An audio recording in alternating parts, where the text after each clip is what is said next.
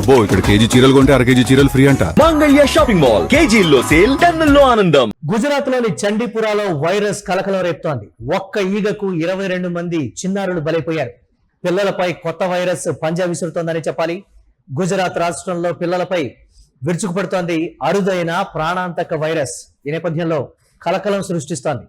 చండీపురా virus బారిన పడి ఇప్పటికే 22 మంది చిన్నారులు మృతి చెందారు. 7 ఐసీయూలో చికిత్స పొందుతూ ఉండగా మరో 35 మందికి వైరస్ నిర్ధారణ అయితే అయింది. మొత్తం 184 అనుమానిత కేసులు అక్కడ నమోదయ్యాయి. నిర్ధారిత కేసులని 15 ఏళ్లలోపు పిల్లల్లోనే ఉన్నాయి. ఈ వైరస్ శాండ్ ఫ్లై అంటే ఇసుక ఈగ ద్వారా వ్యాపిస్తోందని ప్రాథమికంగా ఒక నిర్ధారణకైతే వచ్చారు. గ్రామాల్లో క్రిమిసంహారక మందులు పిచికారీ చేస్తూ అధికారులు నియంత్రణ చర్యలు అయితే చేపట్టారు. వైరస్ పలు జిల్లాలకైతే విస్తరించినట్లుగా కూడా ప్రస్తుతం తెలుస్తోంది. అయితే చండీపురా వైరస్ అంటే ఏంటి, దాని చరిత్రకు సంబంధించి కూడా ప్రస్తుతం నెట్టింట జోరుగా చర్చ అయితే జరుగుతోంది. ఈ వైరస్ రబ్బోవిరిడే కుటుంబానికి చెందింది. రాబిస్ వైరస్ తో సన్నిహిత సంబంధం ఉన్నటువంటి వెసిక్యులో వైరస్ జాతికి చెందింది ఈగ. ఇది బుల్లెట్ ఆకారంలో ఉండే ఎన్వెలప్ ఆర్ఎన్ఏ వైరస్. 1965లో మహారాష్ట్రలోని నాగ్పూర్ సమీపంలోని చండీపుర గ్రామంలో తొలిసారిగా ఈ వైరస్ వెలుగులోకి వచ్చింది.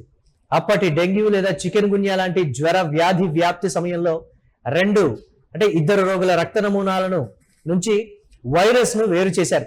అప్పటి నుంచి దీనికి చండీపుర వైరస్ అని పేరు పెట్టారు.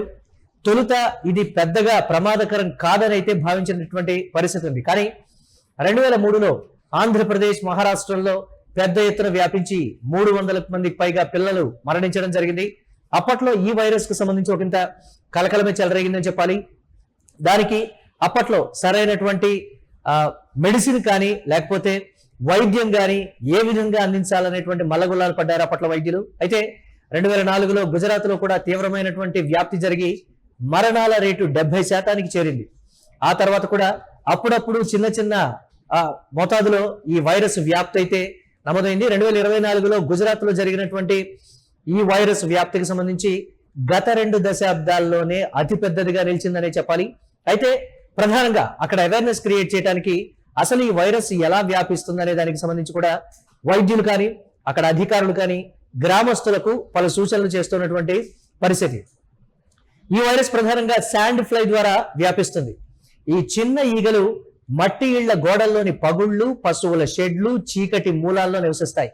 వర్షాకాలం ఆ తర్వాతి కాలంలో వీటి సంఖ్య విపరీతంగా పెరుగుతుందనేటువంటి మాట. అక్కడ ఉండేటువంటి అపరిశుభ్ర వాతావరణం కావచ్చు, అక్కడ వారి జీవన విధానం కావచ్చు, ఎక్కువగా మట్టి గోడలు కానీ లేకపోతే ప్లాస్టరింగ్ చేయనటువంటి గోడల మధ్యలో ఎక్కువగా ఫంగస్ ఇన్ఫెక్షన్ ని వారు గుర్తించడం, అది ఈగలకి ఆవాసంగా ఉండటం, ఈగలు ఎక్కువగా అక్కడికి రావడానికి గల కారణానికి సంబంధించి కూడా వారి జీవన శైలి, వారు నివసిస్తున్నటువంటి ఇళ్ళు కూడా ఒక ప్రధాన కారణంగా అక్కడ గుర్తించారు. అలాగే అక్కడ మురుగునీటి సదుపాయం, పర్టికులర్ గా ఈ అంశం మీద కూడా ఆ ప్రాంతంలో ఒక చర్చ అయితే ఉంది. చండీపురాలో ఇప్పుడు కాదు, దాదాపుగా కొన్ని దశాబ్దాల కాలం నుంచి మురుగునీరు పోయేటువంటి విధానానికి సంబంధించి కావచ్చు, అక్కడ అధికారులు సరిగా పట్టించుకోకపోవడం మనం చూస్తూ ఉన్నాం. యూటీవీ స్క్రీన్ మీద ఎక్స్క్లూజివ్ గా అధికారులు ఆ గోడల్లో ఉన్నటువంటి మట్టి గోడల్లో ఉన్నటువంటి మూలన కూడా వారు చెక్ చేయటం, అక్కడ ఫంగస్ ని వారు ఐడెంటిఫై చేయటం, ఈగలు తరచుగా అక్కడికే ఆవాసాలుగా ఎందుకు ఏర్పరచుకుంటున్నాయనే దాని మీద ఒకంత అధ్యయనం కూడా చేసినటువంటి పరిస్థితి అయితే ఉంది. ఎక్కువగా మట్టి పాత్రలు కానీ వాటిల్లో నీరు నిల్వ ఉండటం కానీ ఆ గోడల మధ్యలో ఎక్కువగా పాకురు, ఫంగస్ అయితే వారు ఐడెంటిఫై చేయడం జరిగింది. నిల్వ ఉన్నటువంటి నీటి ప్రాంతాల్లో ఈగలు, దోమలు ఎక్కువగా రావటం, ఈ వైరస్ వ్యాప్తి అనేది విపరీతంగా జరుగుతుందని కూడా ఒక ప్రాథమికంగా నిర్ధారణకైతే అధికారులు వచ్చారు. మనం చూస్తూ ఉన్నాం క్రిమి సంహారక మందులు, అంటే దీనికి సంబంధించి అక్కడ ఇన్ఫెక్షన్స్ రాకుండా, ఈగలు అక్కడ ఎక్కువగా ఉండకుండా ఆ గోడలకు కావచ్చు, పరిసర ప్రాంతాల్లో ఉండేటువంటి వాటికి సంబంధించి కావచ్చు, క్రిమి సంహారక మందులు అక్కడ చల్లి వైరస్ వ్యాప్తిని నియంత్రించేటువంటి ప్రయత్నాలు అయితే అక్కడ జరుగుతున్నాయి. పర్టికులర్ గా చండీపురలో తాగునీటి విషయంలో కూడా చాలా వరకు విమర్శలు అయితే ఉన్నటువంటి పరిస్థితి ఉన్నాయి. అధికారులు కూడా సరిగా పట్టించుకోవడం లేదనేటువంటి విమర్శలు కూడా గతంలో ఉన్నటువంటి నేపథ్యంలో ఈ కేసు ఒక ఉదాహరణగా అయితే చెప్పొచ్చు. దాదాపుగా ఇప్పటి వరకు కూడా కొంతమంది పిల్లలు చనిపోవడం, దాదాపుగా 34 మంది అంటే 130 నుంచి దాదాపుగా 180 మందికి పైగా దీని బారిన పడ్డారు అనేటువంటి మాట. వారికి ప్రాథమికంగా ఆ దగ్గరలో ఉన్నటువంటి ప్రాంతానికి అంటే ఎక్కువగా అంటే మంచి వైద్యం అందేటువంటి ఆసుపత్రులకి, ప్రభుత్వ ఆసుపత్రులకి, ప్రైవేట్ ఆసుపత్రులకి తరలించి ఎంత ఖర్చైనా పర్వాలేదు పూర్తిగా ఆ ఖర్చునంతా ప్రభుత్వమే భరించే విధంగా కూడా చిన్న పిల్లల విషయంలో పెరుగుతున్నటువంటి మరణాల రేటు సంగతి కావచ్చు, వీటన్నింటినీ నియంత్రించడానికి రకరకాలైనటువంటి చర్యలను అయితే అక్కడ అధికారులు చేస్తున్నారు. కొన్ని అధ్యయనాల్లో ఏడిస్ దోమలు కూడా ప్రయోగశాల పరిస్థితుల్లో వైరస్ ను వ్యాపింపజేసేటువంటి అవకాశం ఉన్నట్లుగా కూడా తెలిసింది. కానీ ప్రధాన వైరస్ అయితే శాండ్ ఫ్లై అని కూడా ఒక నిర్ధారణకైతే వచ్చినటువంటి పరిస్థితి ఉంది. ఇది మనిషి నుంచి మనిషికి నేరుగా సోకదు, దగ్గు, తుమ్ము, స్పర్శ ద్వారా వ్యాపించదు. కాటు కాసినటువంటి ఈగ ద్వారానే ఈ వైరస్ సోకుతుందనేది ప్రధానంగా చెప్పినటువంటి మాట. దీని లక్షణాలు ఏ విధంగా ఉంటాయి, అలాగే దీని లక్షణాలు మితిమీరిపోతే ఎంత ప్రమాదకరం అనే దానికి సంబంధించి కూడా అధికారులు అక్కడ వారికి అవేర్నెస్ క్రియేట్ చేస్తున్నారు.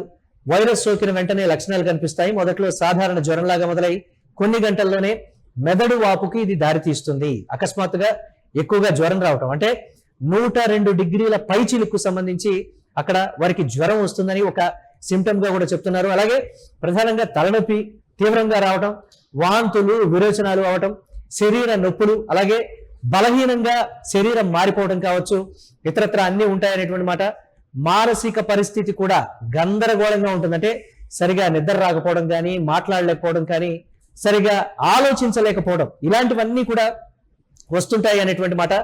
మెడ భాగంలో బిగుసుకుపోవడం ఎక్కువగా పిల్లల్లో గమనించినటువంటి ఒక అంశంగా కూడా చెప్తున్నారు. తీవ్రమైనటువంటి సందర్భాల్లో కోమాలోకి వెళ్ళేటువంటి పరిస్థితులు కావచ్చు, శ్వాసకోశ సంబంధిత ఇష్యూస్ కూడా రైజ్ అయ్యేటువంటి ఛాన్సెస్. అంటే పిల్లల్లో పర్టికులర్ గా 15 ఏళ్ల లోపు పిల్లల్లో వీటిని గుర్తించాం. ఈ వైరస్ చాలా ప్రమాదకరం. చాలా మంది చిన్నారుల ఆసుపత్రిలో చేరినటువంటి 24 నుంచి 72 గంటల్లోనే మరణిస్తూ ఉండటం కూడా, మరణాల రేటు 45 నుంచి 70% వరకు ఉండటం కూడా ఒకంత అక్కడ ఉండేటువంటి వారు అప్రమత్తంగా ఉండాలని ప్రభుత్వ అధికారులు సూచిస్తున్నారు.